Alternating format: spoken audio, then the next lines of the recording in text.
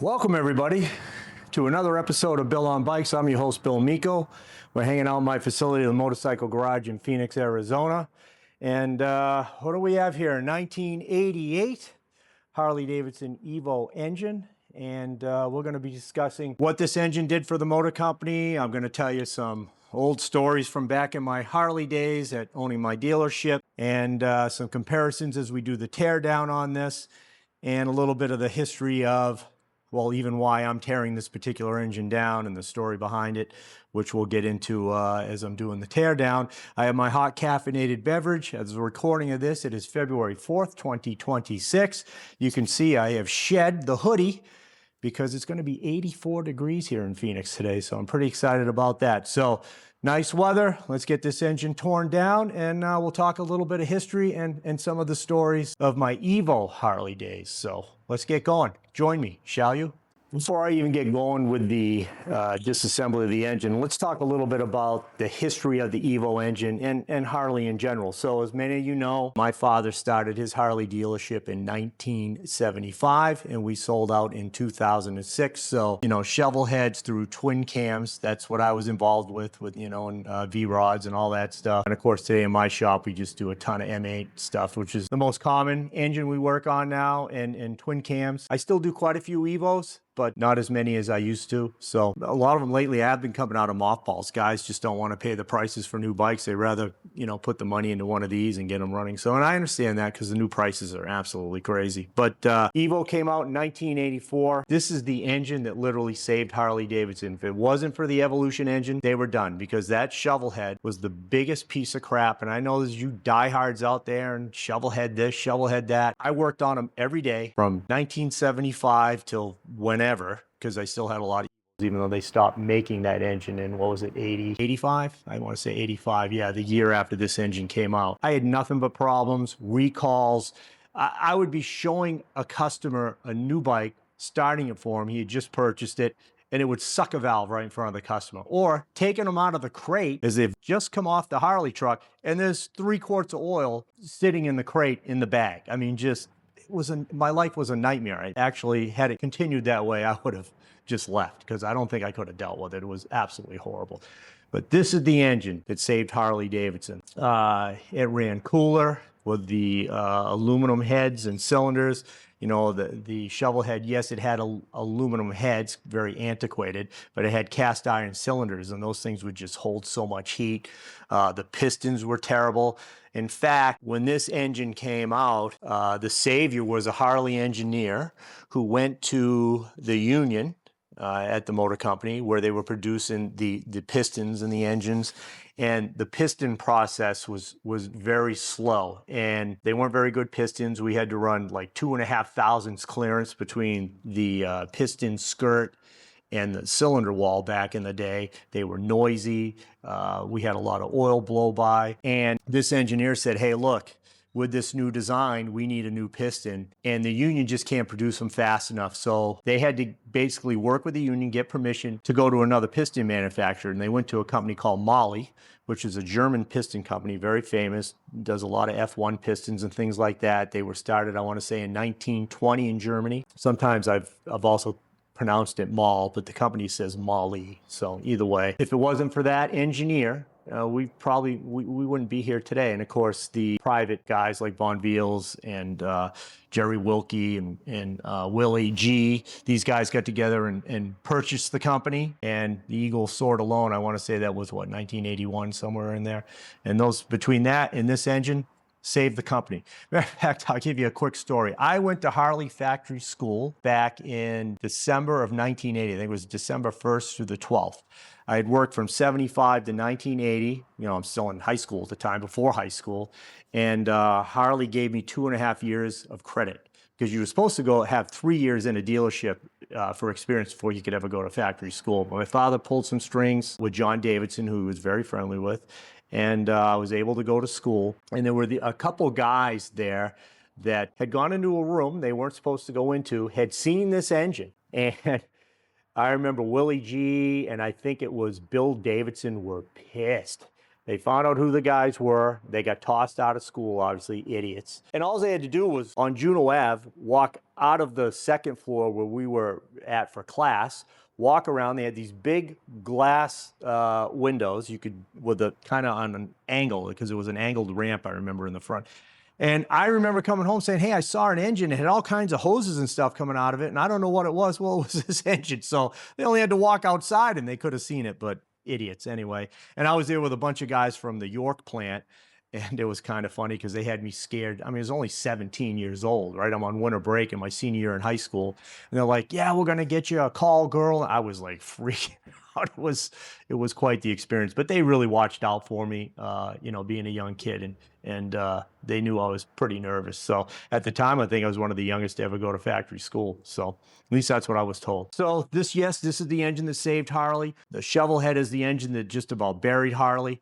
Let me show you that really quickly because I have an 84.5 over here. And here is an 84.5 Shovelhead that I've been restoring for a guy. What originally ended up being a restoration project. This bike came to me in Tupperware containers. And what happened was, once I got into it, I found that most of the original parts had been stolen. And it was combination of probably 85 wide glide, like the harness and a lot of the parts. So the only original stuff was the frame, the engine, and the tranny, the swing arm. I ended up having to basically, it became a resto-mod, let's say that. So I'm in the wiring process. Projects like this are a pain in the ass, and I'll tell you why. Like, even to get the little spade terminals for up here at the connector, up here, let me show you that. I know the lighting's not great over here. I'm doing the best I can for you. Anyway, they're not available in the States. I found them in Australia. Guy wouldn't ship them to me. I had to go through another guy because he said he wouldn't ship to this zip code. And, you know, it took me 8 weeks to get those. V-Twin doesn't have them. I couldn't find them anywhere here in the States because they're an oddball size. I forget, 4.2 millimeter or something like that is as close as I'm going to get. Kind of a pain in the ass, these projects. I've been doing this for years. I'm embarrassed to tell you how long I've had it, but it's a fill-in project. And I told that guy from the get-go, a lot of the parts are hard to get. It's, you know, you can get a lot of the aftermarket stuff, but I gotta be honest with you, it's not the best. It's kind of junky. But I've rebuilt the engine, the tranny, repowder coated the frame, the engine cases. I mean, it's coming out beautiful, and I'm about 90% done, and my goal is to have it done within the next couple months. So that's where we're at on that. And I'm gonna show you an interesting fact here on this 84.5. I don't know if you can see this little protrusion here on the bottom of the cylinder. Let's see, can you see that right there? What that was is Harley was having so many control issues with oil. They were trying to control the amount of oil getting to the top end and the amount of oil sitting here in the tappet area. So what they did, there was a fitting that was coming off the tappet block, and then they had a hose with a fitting here, and it was running to the bottom of the cylinder to help drain some of the oil away. That ran for a very short period of time. I can't even remember. I'd have to go back and look in all my notes, but it was a very short time. It may not even have made it a year. It might have been like a 6-month thing. But that's what that protrusion's for. There was a fitting there, and the oil would drain from the tappet area into that cylinder. It didn't work very well, by the way. But this is the engine that almost killed Harley. It was just not a good engine, and made my life very difficult. So let's go back over here to our Evo engine. We'll start talking about that. Oh, and by the way, unfortunately, the shop's in a little bit of disarray. I know the cat's out of the bag now because one of my very smart listeners has seen the press, and I said, hey, you know, what do you think I'm doing? And he did figure it out, and you can probably figure it out by looking at this box. What's going on is part of the new equipment that we have coming. I still have 2 more pieces on the way. I'm going to have to hire a rigging company to help lift this up. It weighs over 1,000 pounds. And I don't want to risk it. I get some guys across the street that have a forklift that have offered to help, but you know, I'd rather have professionals come and spend the $400 or $500 to get it done. So let's get back on our Evo engine here. You can see this one's in a little bit of rough shape. By the way, how'd you guys like me carrying that over here? Not bad for 63, huh? Can still lift it. I'm gonna get rid of some of this grime too before we start doing this assembly, but it's in rough shape. I don't know the mileage on the engine because the speedo is obviously not the correct speedo. So, but we'll get it torn down and we'll figure out what's going on. You can see how all the paint's worn away. Back in the day, these were just painted. They weren't powder coated yet. So it was just black wrinkled paint. I can't remember exactly what year we started doing powder, but initially it was just a painted process. It was horrible, so it wouldn't last very long. All right, hopefully this is a little bit better angle for you guys. Anyway, let's start doing the teardown. Normally what I would do is have this really clean before I tore it down, but I'm gonna be touching every part in this. I'm not too worried about it. A lot of the components are gonna be changed inside. I'm obviously probably gonna bore 10 over or 5 over. We'll see what shape the cylinders are in.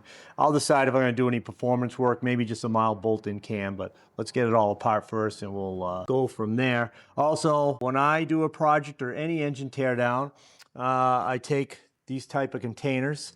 I'll write on it, in this case I wrote Evo rear head, and then I have Evo front head, and I keep everything separated. Makes it nice and easy. Oftentimes too, I will clean the parts before I put them in the buckets, but this time I'm not going to. I actually have one of the new pieces of equipment I have on the way is going to be very helpful with that, and I can't wait to show you. Anyway, so let's start tearing this down.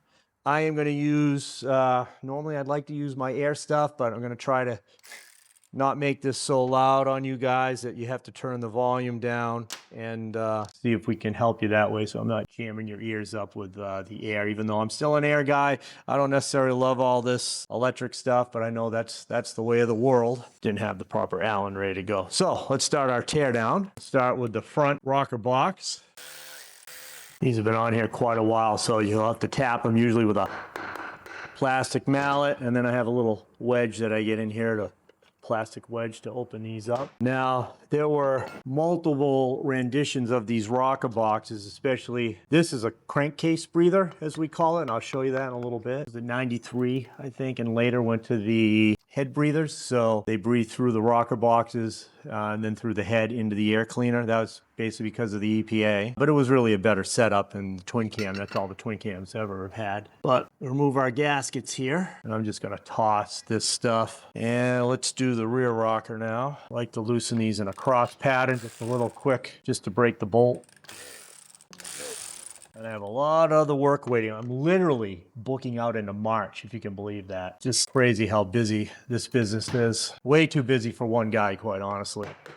And one reason that I do have the containers the way I do, and I keep things separate, these Evos, these were like even these rocker boxes would tend to maybe warp a little bit, and they take a set so they mate to one another. You don't want to mix them up. It's a good way to have leaks. We even had a problem with some of the early ones where this center ring, some people call it the D ring because it somewhat looks like a D. Because of the material, it would expand and it would cause a leak. So they actually fixed that also. All right, let's move back to the front here. And we're going to crank the engine over. Actually, I got to pull the plugs first.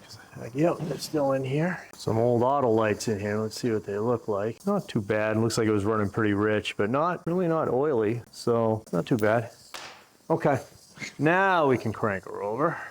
Get the front cam down on the base lobe so we can remove these rockers. Now what we'll do here is we'll remove the smaller screws and then we'll evenly loosen the rocker box, remove the whole deal here. So take out a couple Allens first. And so many of these Evo engines I could do it in my sleep. There was a period of time, well, model years 1988 through mid-year 90, first few months in the 1990, where we had a lot of case insert issues where the case insert would loosen up inside the casting. What happened was I'd go and doing a service and check the, remove the primary drain screw, and you'd have, 3 quarts of oil. And the oil tank would be empty because the oil was actually transferring past that, what's called a spiny lock insert, and the oil would bypass from the engine case into the primary cover and just would wreak havoc. At one point, they would get so bad that you would actually transfer oil the other way, and you pull the dipstick out, and oil would pour all over the ground with the bike on the Jiffy stand. So not great. So Harley, what they did was they knew I could do engines, so they would only give me cases under warranty. It should have been a recall, quite honestly. It was that bad. There were some engines. I had cranks that actually came apart because of it. It was just terrible, but a lot of customers kind of get screwed on that one. But so I did a lot of engines just in that few year period. I probably did 80 sets of cases under warranty. Now what I'll do by hand, I'll just quickly break the rocker bolts here. You don't want to just do one side and not the other, so I'll just go a half to one turn at a time. And we'll leave the pressure here on the rocker box. And then once I get them loose enough that I can move the box around, I'll just take them out with the gun. That should be loose enough. Yep, you can see I can move it around, so loose enough. There we go. All right, now what this tells me is, looking at this metal gasket, this obviously has been changed out at one point because the early bikes, and this is an 88, so it's early, these were two separate gaskets and they were actually paper, and then they had a print-a-seal material on here. Didn't work very well. These are much better. These are the metal gaskets. They work out better. I like the newer ones that are not these particular ones, but the rubber-coated ones from the motor company, but they don't have the rubber-coated ones anymore for Evos. You can only get the, I get the steel Cometic ones, so they work out, you know, good enough. All right, let's do the same here. We're gonna get the rocker boxes both, the rocker arms both at 0 here, down all the way. Another way to check it, you'd be able, if I had the push rod cover off, you'd want to be able to spin the push rod like that, but I know it's on the base circle. I've done enough of them, I can tell just by looking. It's the same procedure here. We'll undo the 2 Allens on this side. Tell you a good Evo story. I'm doing this, you know, back in the day, you know, working for family in the early years, didn't make crap for money, to be honest with you.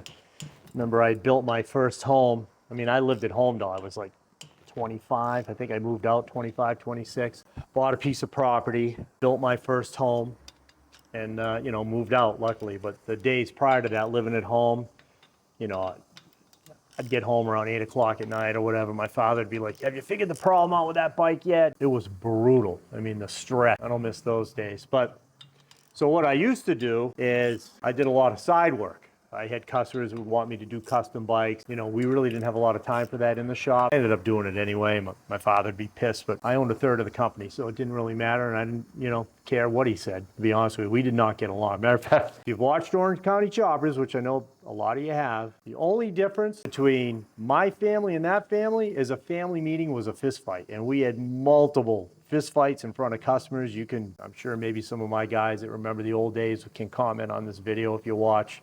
It was brutal. I don't miss those days at all. I don't wish them on anybody. But I was like junior and he was like senior, and man, water and oil, we didn't mix. Matter of fact, after we sold the business, we never spoke again. That was it. Matter of fact, I was the one, you know, it was myself, my father, and my brother. I owned 1/3, he got 1/3. My father with his girl owned the rest. And I didn't want to sell the company, and they did. And basically, I was told, you'll be voted out of the corporation, blah, blah, blah. I remember going home, sitting at the dinner table, and basically having a nervous breakdown. I mean, I was bawling my eyes out, and I'm in my, what, 40s? Like a fool. Probably, what, 45 or so at that point? But, you know, when you see 31 years of your life just kind of changing, that was kind of a blow. But looking back, it's probably the best thing that ever happened to me. If I have any regrets, I wish I had left the family business even earlier than that. Other than, you know, I had a really nice payday at the end. I know there's some people that know what we sold that place for. It was 10 times what it was worth. I mean, we were in the top 10% in the world for sales. We were selling about 400 units a year, not counting police sales. We had the state police, MBTA. I mean, we had built a really good business, had built our 3rd building. After the 03 anniversary, Harley wanted us to build our 4th building. We were under pressure to do like 50,000 square feet. And that's the main reason we sold. You're going to spend, at the time, it would have been probably $5 to $7 million to build the facility they wanted. And they were going to give us 30 more units a year, which was a joke. So that, I understand why we made the decision to get out. And we sold to a guy by the name of George Zagrafis, one of my customers. He owned 20 Dunkin' Donuts. And it was 2005. He had bought a new BMW car, and he said, Bill, come on outside, see my new car. I go out and talking to him, and we had just had the meeting. I said, George, I think, you know, I think we're going to sell out. And his eyes got about that big because he's a franchise guy. He sold 10 of his Dunkin' Donuts, brought in a partner, and that's actually who bought the business. Tried to get me to stay. We couldn't come to an agreement on, it really came down to health insurance. He said, I'd have to make you a manager, blah, blah, blah. And I said, well, then if you don't want to do it, see you later. And I had already been called by Harley because they knew I was leaving and asked me to come work at the desert testing facility. I was told I was going to end up running the deal. There was a company called, at the time, I think it was Modern Engineering. They were kind of the middleman for Harley. And I said, okay, I'll be out. And that's how I ended up out here in Phoenix and never looked back. Things happen in your life. I don't always know why, but looking back, I wish I had gotten out of the family business earlier. I would have been a manufacturer, I guarantee it. I have 2 U.S. patents. Matter of fact, let me go show you one. Stand by to stand by. I'm back. It's becoming a long teardown, isn't it? 2 U.S. patents. My very first one, I was in my I think I was probably just barely 20 years old. All the guys, when the 1980 FL came out, it was a very tall bike. There weren't really shorter shocks at the time yet. We were flipping the swing arms over, dropped the shock mount, and it was a pain in the ass job. It would also cause the belt, top of the belt would hit the starter jack shaft. So you'd get like a mark in the belt. It wasn't the best. I said, there has to be something better. So I actually was the first guy to design and sell lowering blocks. It was me. It wasn't Arlen Ness. It wasn't anybody else. I had the first ones. Here's one of the original packages, if you can see that. I sold the patent to Bobby Kay, who was the president of Nemco at the time, which I want to say was New England Motorcycle Company, or I think that's what that stood for. I could be wrong. Which Nemco became Biker's Choice, and they have since, I don't think they're around anymore because I don't have their catalog. Matter of fact, they are going out of business. I'm not sure what they're doing. But so these are the original lowering blocks. You take the shock, move it out of the way. You would put this piece on the back of the swing arm, and it worked out great. And I can't remember what I sold the patent for. It wasn't very much, but I remember 2 boxes of 50 for free and sold every one I ever had. Matter of fact, I have 2 sets of these on my shelf just to kind of remember, right? Memories. Another U.S. patent I have. So right towards the end of the twin cams, I designed a special air cleaner. It's called the Pulse Charger. Here's the box. Pretty unique. 3D printed a bunch of them, had them on the dyno. I was getting more horsepower out of these. I'm not going to get into the intricacies of it, but pretty neat. Even had a QR code. Here's my US patent number. I don't know if you guys can see that right there. And then Harley kind of screwed me because they came out with the M8 and I didn't do any testing as far as the dyno goes. I had a Cycledyne dyno for a couple years, just really for testing on this air cleaner. And would have been great if I had come out with it, but to bring it to market, you're looking at about 100 grand to do it the right way. If you're going to cast it and get your own air filters made, which most air filters are made right out here in Phoenix by a company called Air Raid. And all of Ness's stuff, I mean, they used to be, I'm not sure, but a lot of the aftermarket companies are made right out here in Phoenix because I met with them and because I was going to need a special air cleaner. Anyway, I went to the M8 and I didn't do enough testing to see if it was going to work with the M8 with the twin cams going away. It just didn't make sense monetarily to come out with it. So anyway, those are my 2 U.S. patents.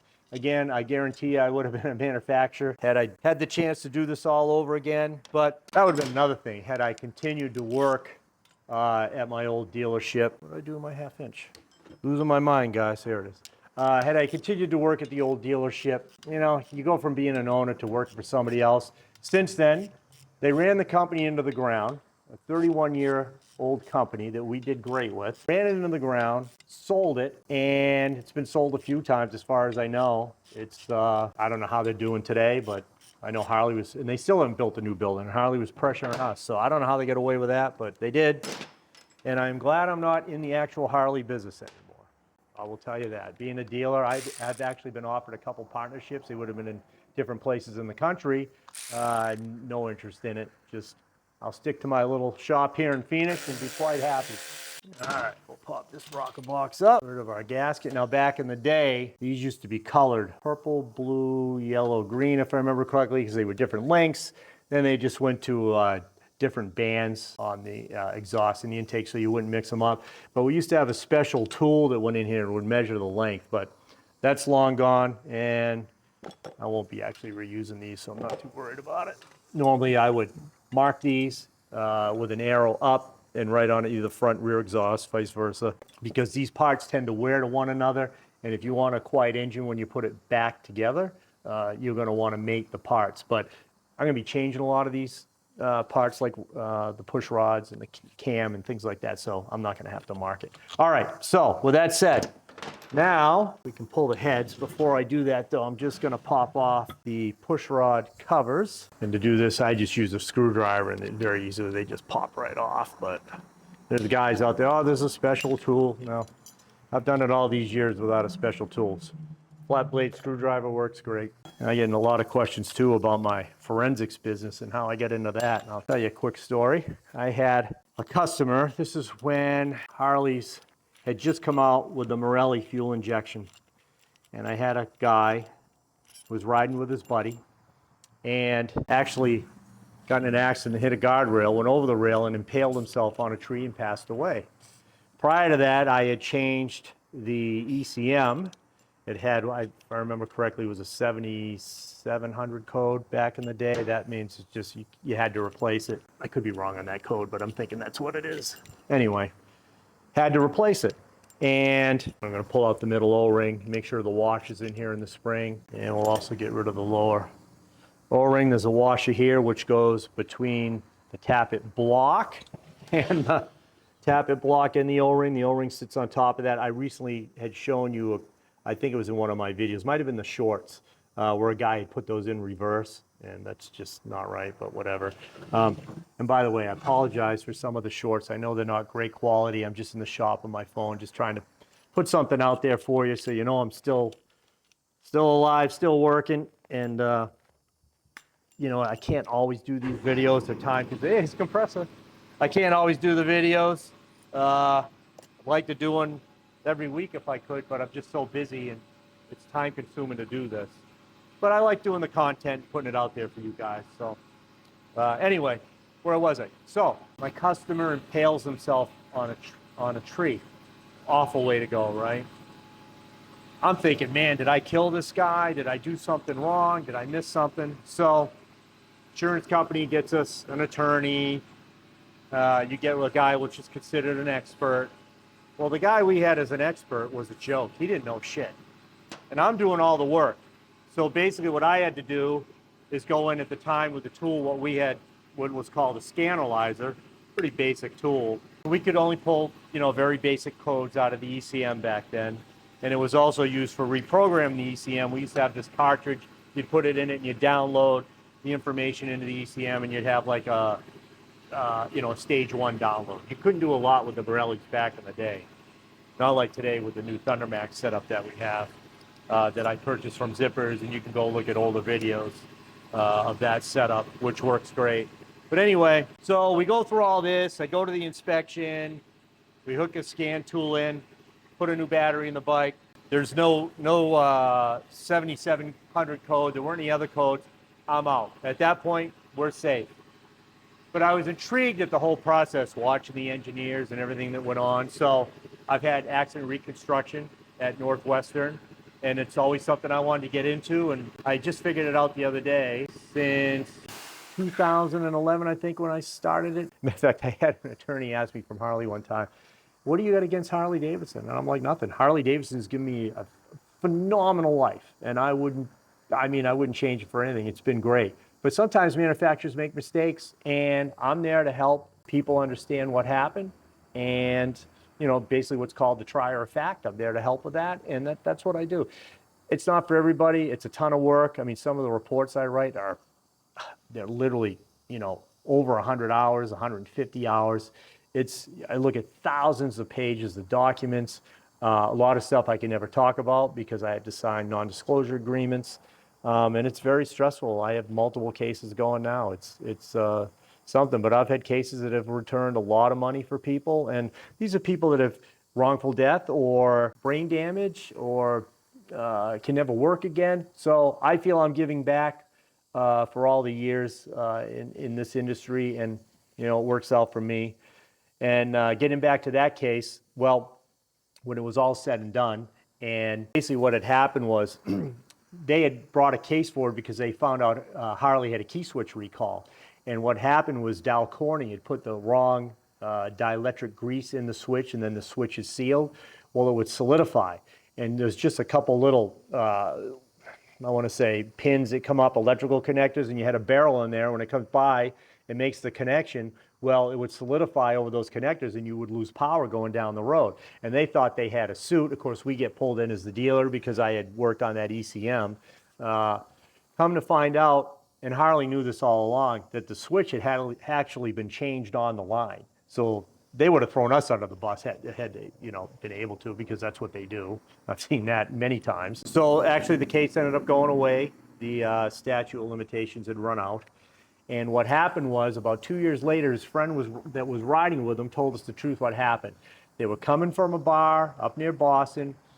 They were trying to beat the rain home, and they took this big sweeping exit too fast, and he lost control. He hit the guardrail, went over the rail, and that's obviously impaled himself on a tree, and that's how he passed away. And I had always said, because the bike had gone about 50 yards or so following the guardrail on the side of the off ramp, and if the bike wasn't running at the time, there's no way it would have gone that far because of friction alone. And sure enough, that was the case. The bike was running when it hit the rail, and unfortunately the man passed. I feel terrible for his family, but you know, here they are blaming us. So that's why I get into the forensics business. It's not for everybody. You can't have any type of record. If you don't mind attorneys going up your ass with a microscope, I mean, that's what they do. It's not easy. It's actually tough work, and I probably will only do it, if God willing, I'll probably do it for maybe 6 more years. I'm 63, make it to 70, and that'll probably be the end of it for me. But still love doing this, though. I just have no time really between my forensics business, that, and my family. I have no time for anything else, so I never get to ride anymore. But all right, let's get back to disassembling this. I'm probably boring you guys. Let's get the heads off. Should have been more prepared and had everything I needed out for this, but unfortunately I didn't. Also makes it a little more difficult getting into my box because I have the lights so you guys can actually see what's going on in the way of my box. So what we're gonna do is half a turn at a time. You're not taking all the tension off. You don't want to bend the studs. You're gonna go slow with these. I've seen guys whack them with air guns and everything else. It's just not the right way to do it. Now it's loose. Once they're totally loose, then you can take them off with your air or however how you want to do it. Now we'll do the rear cylinder. Be curious to see if this has had a complete top end done or not. Again, I don't know how many miles are on this. Now you can take the bolts off. And I'll point out the head bolts have changed a lot over the years too. The very early years had a spacer in between here that fit between the head and the head of the bolt. And also on the decorative side or the primary side, they went to a stainless so they wouldn't corrode like this and look so bad. But the early ones, that's how they'd get all rusted and look like crap. We'll fix that up when we put this back together. They've made multiple stud updates. I'll show you that too. So let's pop off rear head here. Take a look. Not bad looking. Some carbon. Pretty much what you would expect to see on a bike. It's this old mileage kind of unknown, but I bet you it's probably got 20,000 miles on it if I had to guess. And that is totally just a guess, just so you know. So we'll pop this in the rear. Front off. Kind of the same. Nothing major going on there. I need to grab another towel.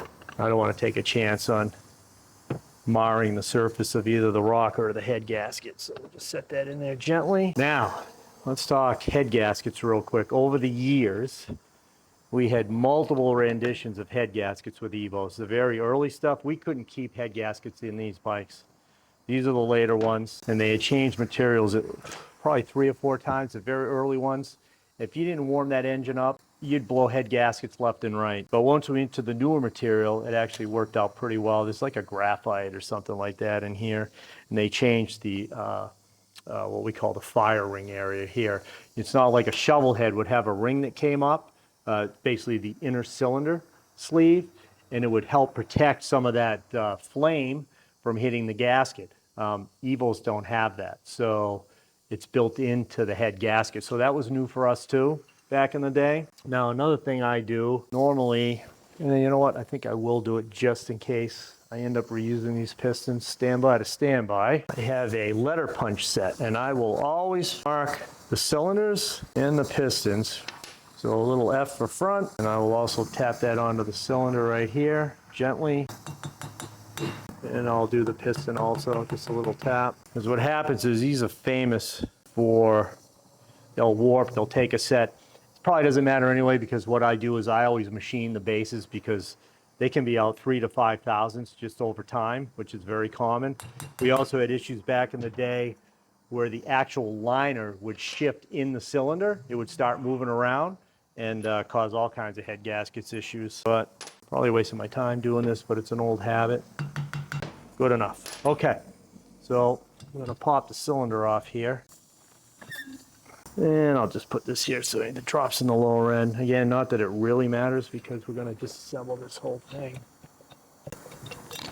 Okay, yeah, these are totally stock. These haven't been bored over. I don't know if you'll be able to see this. I think I've shown this to you guys before. Pretty normal. You'll see the cross hatch, what's left in here, which especially during braking is super important. That helps hold oil up on the cylinder wall, helps your ring break in. But you'll see these lines in here. That's from heat, but there's no real scoring. So they're actually in pretty good shape. You could probably reuse these, not that I will, I think, but I could get away with, I'll measure them, but I bet you I could get away with just 5 over. Here's the base gasket with the print-to-seal on it. These are notorious for leaking. These are the better gaskets, so I guarantee, this has had top-end gaskets replaced before. The early ones were just paper. They would leak like crazy. And then in the early days, you see how this gasket completely goes around where the stud would be? This was actually open. And then on the early studs, they didn't have a shoulder like this on the bottom. Matter of fact, these are still the very early studs. You see there's no shoulder here. I don't know if you can really see that, but they have a shoulder like this, and it would be down here to help see the oil, because as the engine and the flywheel is rotating, it pushes all that oil up. Well, these passages went all the way through into the case. They weren't blind holes. The later ones became blind holes, so there's no way they could get oil past it. But the oil would work its way past the threads and then right past the base gasket. It was brutal. Also, the early pistons didn't have valve pockets. I used to have to make a jig. So if we were going to do any type of bolt-in cam, it wasn't necessarily bolt-in, because we had to go and I used to have a Dremel because I didn't have any special machinery in the shop, and this is how they told you to do it. And we would Dremel our pocket in there so we would have clearance between the piston and the head of the valve. So things have changed a lot in the Evo days, but there were a lot of great improvements. So they upgraded the studs, pistons got upgraded. Notice this piston doesn't have any type of coating on it. Then we ended up with, you'll see that dark coating, which is basically a friction reducer. In the early days, it was just Teflon. Now there's different chemicals they use. So again, Mall is the leader in that. Oh, Molly, I always say Mall, but Molly. Now they're made in America. In 2000, they started producing them in, I want to say it's Tennessee. And what else can I tell you about pistons? So this would be a good time to point out, first of all, if I were using these pistons, I would have stud protectors on here, and I'm going to do that anyway. This just protects the stud, protects the piston and the stud. You don't want to mark the studs. These are hardened and they stretch. You can weaken them if you nick them. You don't want to do anything like that, and you don't want to nick the piston, obviously. So this is the right way to do it, and I always like to do things the right way. And also, I always set the cylinder down on the head gasket surface, never on the spigot.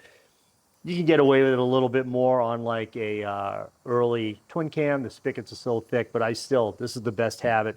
You can get yourself into trouble. Don't believe that. Go back and look at the S&S video where we talk about spigots being damaged and things like that. Okay, so let's remove this front one. And I need another towel. That way I'm just keeping debris out of the crank. And it's just good shop habits, Over the years, you do things a certain way. If you do it right, you'll always do it right. Gently pop that off. Down on the head gasket surface. And we'll put our protective sleeves in here.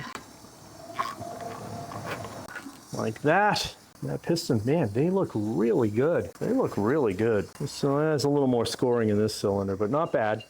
Not terrible. Not terrible. All right, let's move this out of the way. See why I stamped these, because it's easy to get mixed up. This is my front, my rear. Pop these pistons out real quick, and I'll show you some differences in pistons over the years, and we can even go up to talk about M8s. So stand by to stand by. All right, glasses on, wrist pin remover, wrist pin clip remover. Pop those right out, nice and easy peasy when you got the right tools. And I can actually leave the clip in the other side. So I don't know if you guys went back and looked at any of that short I put on about how many toolboxes I have in the shop. I literally have 6 boxes all full of stuff. and that's just what it takes to do things right. I mean, you could probably get away with less. I mean, when I first started, I had a little Craftsman toolbox. So, but that wouldn't cut it today. With all the, I have all the Evo specialty tools, Victory special tools, all the V-Rod special tools, Twin Cam, M8. I mean, I have another box that's just dedicated to electronics. All the breakout boxes. I mean, I have thousands of dollars worth of breakout boxes. That's why when I get ready to retire and I go to sell the business, because I've had a few people approach me. I own the property, so it'll be a nice turnkey business for somebody. You know, off I'll go into the sunset. I'll go with all the tools, the works. But it's not going to be cheap. Either that or I just, you know, part out all the, sell the building, sell all the tools and equipment, but that's more of a hassle. We'll see. I'm not close to that time yet. I still love working.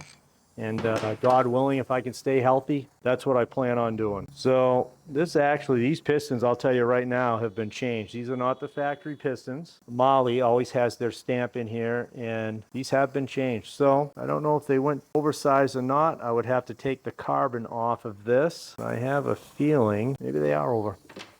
Not that it really matters. I'll scrape one of the pistons and go in there and see, because they stamp all the tops of them, so we know. You can go 5, 10, 20 and up to 30 over on Evos. And if there's another size, I'm sure you guys will let me know, but as my memory suits me, that's about as big as you can go. But I could be wrong because I'm getting old and you forget stuff. Be amazing what you can forget. Yeah, these definitely aren't factory. Okay, now what we're gonna do here, well, I stamp this stuff so you don't mix it up. Okay, I'm gonna pull the rotor here real quick. These early ones, you usually can just pull them by hand, but my hands are slipping on the oil, so we have a tool for that. I'll show you the tool. The tool we use for removing the stator, there's a couple holes here, and you just put it in position. It's kind of a spring steel, and pushes out, we take it right off. Looks pretty good. You don't want to mix up your spaces either. One on the outside is much larger than the one that goes on the inside. And sometimes if you're shimming the primary, there'll be different shims here also to move the front sprocket in or out whenever you need to do for alignment of the primary chain. Mark my pan here real quick. What I want to do is just rotate the lower end here and feel the rods, check the end play. And forget how much side play these Evos have. A lot more than twin cams and M8s. Feels pretty good though. Actually, these flywheels will be completely coming apart because I need them for a project. And also, as I always tell you guys about oil supping. So this bike has sat for years. Let me show you how much oil is sitting down in the lower end. You know, I was going to grab a screwdriver, but I don't think it's going to show up well enough. So let's use this plastic wedge to get this down there, which I should be able to. Look at all the oil in the lower end all the way up to here. What's that, about 3 inches, 3.5 inches? So all that oil goes from the oil tank, bypasses the little, there's a little spring, a very light spring and a check ball in here, and it ends up over in the cam compartment, fills up and ends up in the lower end. Very common. That's why when you guys go to start your bike, a lot of times you'll get oiled. The oil will get pushed out the breather passage here, make a little bit of a mess. You might lose a half a quart. When it's done, put oil back, that half a quart back in the oil tank, and you'll be all set. Super common. Bike could sit on our, you know, back in the day, sit on the floor for 3 months and they would oil sump. Just a common deal. Not the best setup. Obviously, the oil pumps and low oil pressure was always an issue with these bikes. I mean, at an idle, you know, you're looking at about 5 pounds. Even though Harley would tell you, you know, it's supposed to be a little bit more, but oil light will start to flicker at about 4 pounds, 3.5. So that's why a lot of times you guys would love to turn the idle way down, which is really not good for the engine, and you see the oil light start to flicker. So obviously the twin cam with the internal pump was phenomenal, made a lot of changes, and I was really happy to see that. But again, this is the engine that saved Harley. Oh, I don't think I ever finished telling that one story. So I was doing a lot of side work, and I was building a custom bike for a good friend of mine named Alex Molino up near Boston. And his wife, actually, she had a sports, so I redid her sport. And at the time, I had a shitbox Fiero. I was bringing his engine home because at my house, I had benches and all the tools, and I was going to, you know, strip the engine down, build it, and powder coat the cases and everything. Well, I was getting home at about 3 in the morning, had been up all night, all day, dozed off about 3 miles from my house, hit a curb, came to, the engine hit the brake, the engine went through the dashboard of my car, and I was like, you know, woke up, made it home. There was no damage to the engine, but it sure screwed the car up pretty good. Again, you know, those early days, you did whatever you had to do to make money, and you know, that's what we did. I did a lot of side stuff. I traded a lot of stock. My brother and I, remember when the Palm Pilots came out, we'd be trading stock in the back. My father would go out of his mind. What are you guys doing? You know, I would be trading. It was funny. And then, you know, of course, as technology changed, I'd have the laptop going. I'd be trading stock, work, and I'd get so pissed. But that's what you do. You do what you got to do to make ends meet, and that's what we did back in the day. Of course, 93 and later, once 93 hit, there wasn't a Harley dealer in the world that didn't become a multimillionaire. If they didn't know what the fuck they were doing, point blank. Scarcity of bikes. And one way we found this out, it was the middle of summer. It was probably 90, 91 or so. Saturday afternoon, I'm finishing my last service at noontime. You have a very short season on Cape Cod. What, 4 months? Beautiful weather. And we're just not busy. And I got, I don't know, we used to buy Cycle Shack pipes in bulk. There'd be boxes. We'd probably buy 150, 200 sets at a time. And we, at that time, we weren't putting them on bikes to sell them on the floor. We would wait till the person purchased. Everybody bought mufflers and, you know, get a jet kit, whatever. So I'm going down the road to do a test ride. And there was a place called the Tin Man Diner on the right, probably a quarter mile from the shop. And there's a flatbed there, and there's all Harleys sitting. And I'm looking at them. Those are brand new bikes. So I pull around. I didn't have a shop shirt on. I just had like a T-shirt. I start talking to the driver. He said, yeah, we purchase bikes here, pay someone $1,500, and then we ship them to Sherman Barnett in Texas. Remember, he was the largest Harley dealer in the world, and resell them. So our bikes were leaving the territory.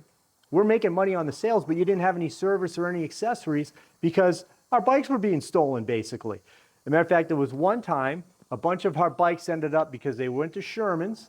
He sold them to a place called, at the time, it was Cutter Leasing in Las Vegas. And the guy had a warranty issue. We get a call, why are your bikes in Vegas? We're going to take your franchise. We're like, we didn't sell bikes to Vegas because you're supposed to only sell in your allotted area, your allotment in your area at the time. I don't know if that's still the way. So they wanted to take our franchise, which was never going to happen because we have franchise laws in Massachusetts. I remember this asshole, his name's Curly Weber. And Curly, if you watch this video, you're an asshole and I still don't like you. And I remember sitting in my father's office, and he said, well, we're going to take your franchise. And my father had a, I'm not a big gun guy, but I know it was a revolver, like a Colt or a Smith & Wesson. He had pointed at his balls. He goes, no, you're not, and I'll blow your balls off. And he was dead serious. My old man was a little nutty. Anyway, those are just some of my crazy stories. There's so many stories I could tell you guys, but we'll work on this engine all day. It'll never get done. But it was, some of those Harley made things difficult. But 93 later, we're selling every bike we could. We're trying to buy bikes from dealers. I remember we used to be a discounter. And then we're back to selling bikes at retail. Then it's 500 over. Before it was over, I remember when the first Screaming Eagle FLT came out. And that bike sold in our store for $9,000 over list. I remember sitting in the office with my father going, people are going to want to kill us. I go, he'd get so mad at me. You handle the back, I'll handle the front. Okay. So we got in big fights over that type of stuff. Even my friends would buy a bike. I said, you know you're paying over retail. I said, I can't help you. I mean, I might be, you know, helping $500 or so, but the prices were pretty set in stone, and my father was a stickler about it, actually a complete asshole about it. So yeah, they'd pay over list, and that's the way it was. As a matter of fact, the guy that bought that FL, I remember, I had my bench set up near the parts room, and I had all the benches set up, and my brother was on one end. I had two benches near me, and I could watch everybody. And I remember I was near the parts room door, and I heard a guy swearing. Every other word was F this, F that. I'm like, oh, here we go. Guys, I got to go out and see what's going on. I go out front, and my father's girlfriend, who became his wife, Diane, I said, Diane, what's wrong? She said, oh, no, he's got Tourette's. And I thought he was mad over paying $9,000 over for the bike. The guy was tickled pink. He just, you know, had that terrible disease, and, you know, I didn't know anything about it at the time. God bless him. He was a nice guy. I thought he was mad about paying $9,000 over for the bike. So those were the days. There wasn't a Harley deal in the world that didn't become a multi-millionaire. because of the prices that they were making. And we sold at the peak 06, so, and then it's, you know, sales have gone down from there ever since. Matter of fact, Harley sales were down this past year, 20%. Kawasaki is now the number one seller of motorcycles in the world, followed by Honda and then Harley. So I remember when Harley used to be the king. It's kind of sad, but stopped selling bikes for $50,000 because the average guy can't afford one. It used to be the working man's bike. You remember? You could buy a Sportster for, you know, $25.95, a kicker on the floor. It's just, things have changed anyway. All right, let's continue with our teardown. So next we're going to pull the tappet blocks, and from there we'll go on to the cam cover and then the pump. So let's get going with that.